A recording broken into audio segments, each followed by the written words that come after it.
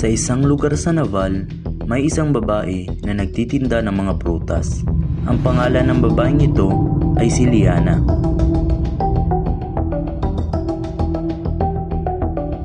Sa hindi inaasahan, may isang taong dumating. Isang araw, habang siya ay nagtitinda, dumating ang kanyang kaibigan na galing abroad. Hi, Brenda. Kamusta ka? How are you? Ito, okay lang naman.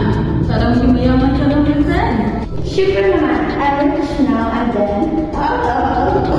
Wait, meron ko something to tell you. Ano yun? Meron a favor. Pwede ba mag-borrow mo ng money? Nang marinig ito ni Liana, bigla siyang nanahimik at napaisip ng malalim. Hello. Habang nag-iisip siya, may biglang dumating na customer, isang lalaking matapang at magaling na boksingero. Excuse me, miss. Good morning, sir. Can I get some fresh milk? Sure po, ilan po? 1 kilo.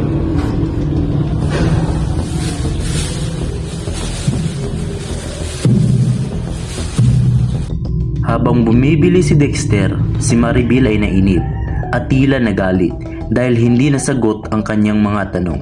Siya ay umikot at lumapit sa mga mangga. Liana, ano na? Please answer my tanong.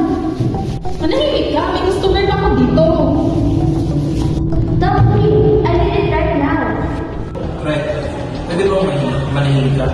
Ang ingay na kasi. Hintay lang ba kung may time? Ikaw ba kausap ko? I didn't want to talk to someone loser like you. Wow, English yan? Maribel, wala akong pera. Pero marami akong mangga, baka 1 mo lang isa. Papautahin kita kahit 1 kilo pa. Okay. Pagkatapos masagot ni Liana ang kanyang katanungan, siya ay umuwing luhaan. Wala mang perang dala, may 1 kilo namang manggang kasama. At doon nabuo ang pamagat na ang pagkain sa inutang na mangga.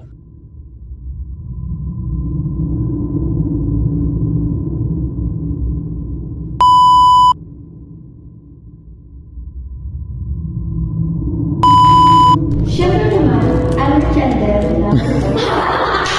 Sure naman, I'm rich now and then.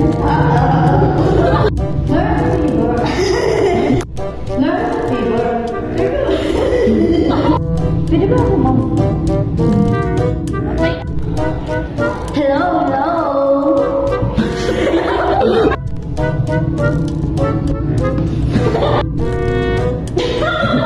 Go. To someone... I didn't want to talk to someone who... Go.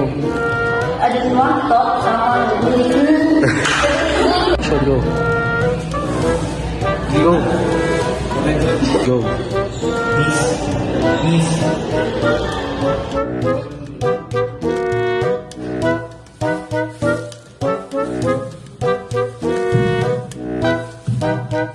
Go. Miss. Good morning, sir. Can I buy some fresh milk? Sure po, sir. Ilan po? Go. Wow, English yan?